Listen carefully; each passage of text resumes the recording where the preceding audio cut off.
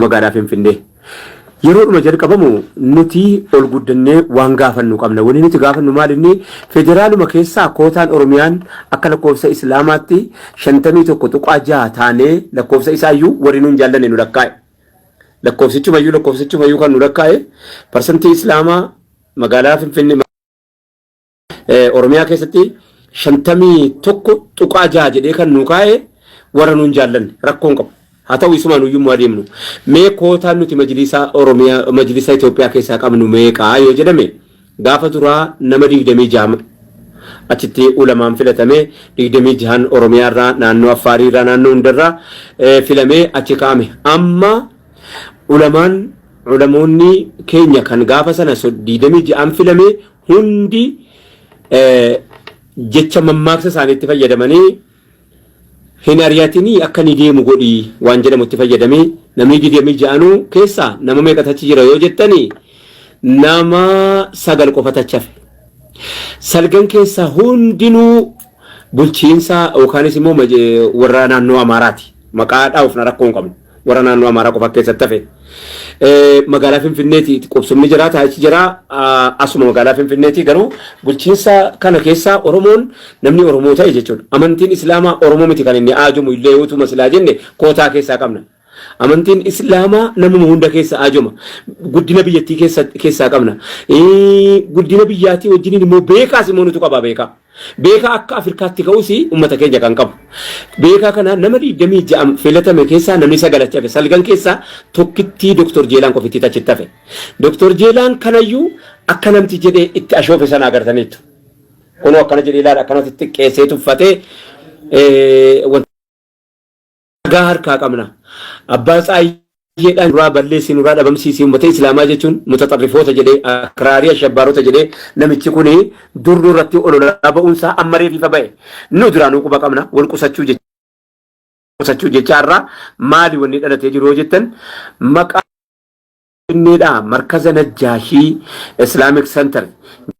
Agreementii takkalee ummaatii fi bulchiinsi magaalaa Finfinnee Sheekh Sultaanii fi Sufiyaan dhaqanii irratti walii galanii xumuramee haasaan dhumee jiru kana maa maqaa kootiin hin taane yoo maqaa kootiin hin taane immoo Afrikaa Musliimoች Communitiin jedha malee maqaa kanaan hin ta'u seenuu hin qabu jedhee harkatti nurkatti qabee jira jaarsi.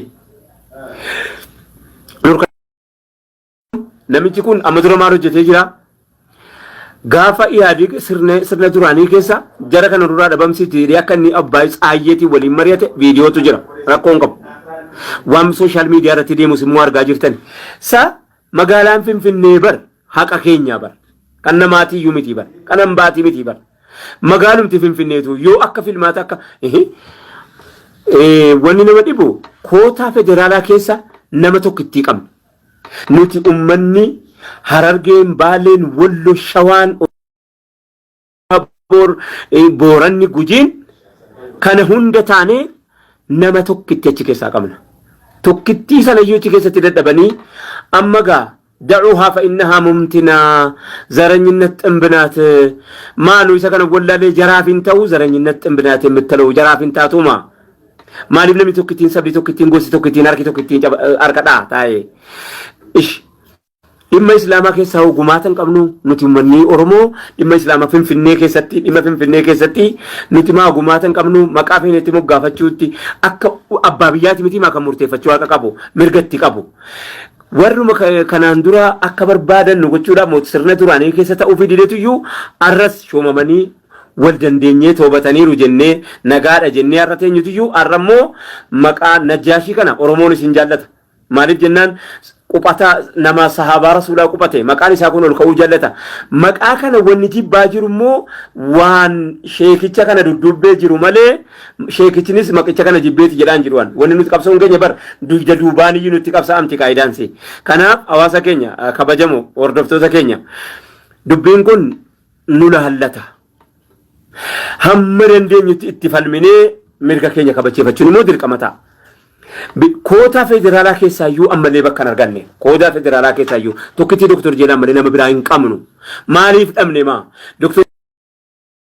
jiru beekumsaan isaanirra jiru hayyoomaan isaanirra jiru dandeettaan jararra jiru kana hundaa wajjin garuu tuffatamanii achi taa'u hamma yoomitti inni jedhamu simuun namatti dhaga'amu isaanafu kanuma wajjiniini haalli jiru kuni bareedduu miti waan ta'eef maqaas naannoo bulchiinsa magaalaa Finfinneetti utuu kenname maqaanis mataanis masjiidni Anwaari bulchiinsa magaalaa Finfinnee keessa jira. Inni kun immoo waan maqaa Muftii Idriisitti kennamuuf hin qabu. Sababas hin qabu. Jiru hundi gada ba'u yoo jettan malee. Kana achi egaa yeroo danuu baachuudhaan beekamna amma yoomitti inni jedhamu nutti dhaga'ama. Galatoomaa ulfaadhaa kanuma sheer wal godhaati waliin gahaa yuutuubii keenya sabiskiraayib jedhe maasa ani hin beeku. Isa sanas godhaati waliin nu gahaa. Jazaakumullah. Assalaamu alaikum wa rahmatullahi ta'ala wa barakaatuh.